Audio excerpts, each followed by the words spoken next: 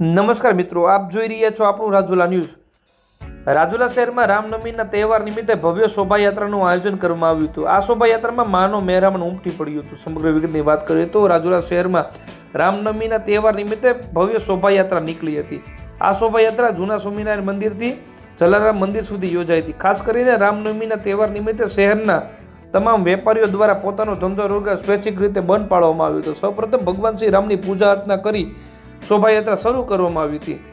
આ શોભાયાત્રામાં ડીજેના તાલ તેમજ ઢોલ નગારા સાથે શહેરના મુખ્ય માર્ગો પર નીકળી હતી અને વિવિધ સામાજિક સંગઠનો દ્વારા પાણી, શરબત, પ્રસાદી, છાશ સહિતની વસ્તુઓના સ્ટોલ ઊભા કરવામાં આવ્યા હતા। શોભાયાત્રા દરમિયાન મોટી સંખ્યામાં ભાવિ ભક્તોએ ભગવાન શ્રી રામના દર્શન કરી આશીર્વાદ લીધા હતા। આ શોભાયાત્રામાં પૂર્વ ધારાસભ્ય અમરીશ ડેર તેમજ રામપરા વૃંદાવન બાગના મહંત શ્રી રાજેન્દ્રદાસ બાપુ, વિશ્વ હિન્દુ પરિષદ તથા બજરંગ દળના કાર્યકર્તાઓ, આગેવાનો, વેપારીઓ સહિત મોટી સંખ્યામાં લોકો જોડાયા હતા। રાજુલા શહેર જય શ્રી રામના નારા સાથે ગુંજી ઉઠ્યું હતું। રાજુલા શહેરમાં શોભાયાત્રા દરમિયાન માનો મહેરામણ ઉમટી પડ્યું હતું।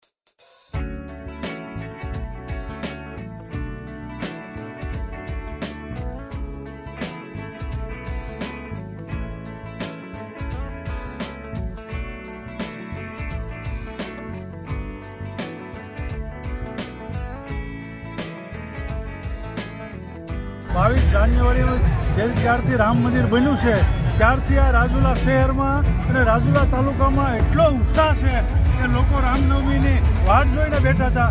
આજે તમે જોઈ રહ્યા છો ગામડે ગામડે ને સંયમ માણસો, બહેનો સહિત સંયમ માણસો બહાર નીકળી ગયું છે। રામલાલા રામ આએંગે તો ગંગના સજાએંગે। 25-30,000 માણસ આ ગામમાં તમે ઠેઠથી ઠેઠ જોઈ લો, ઠેઠ હોસ્પિટલથી માંડી અને ઠેઠ હોળી હનુમાન લગી માણસો હતું અને અહીંયા ઠેઠ જીઈબીથી માંડી અને બસ સ્ટેન્ડથી ઉપરનું માણસો જો 25-30,000 માણસ સ્વયંભૂ બહાર માણા નીકળી ગયું હતું। તો ગીત ગાયું હતું ને, રામ આવી ગયા તો અંગના સજાએંગે, રામ આવી ગયા છે, બોલો જય શ્રી રામ। રાજુલામાં વિશ્વ હિન્દુ પરિષદ દ્વારા આયોજિત રામનવમી એ ભવ્ય ઉજવણી થઈ રહી છે। સ્વયંભૂ પબ્લિક ઉમટી પડી છે। અંદાજિત 25-30,000 માણસો ઉમટી પડ્યું છે અને હર્ષોલ્લાસ રામ જન્મનો અપાર છે। જય જય શ્રી રામ।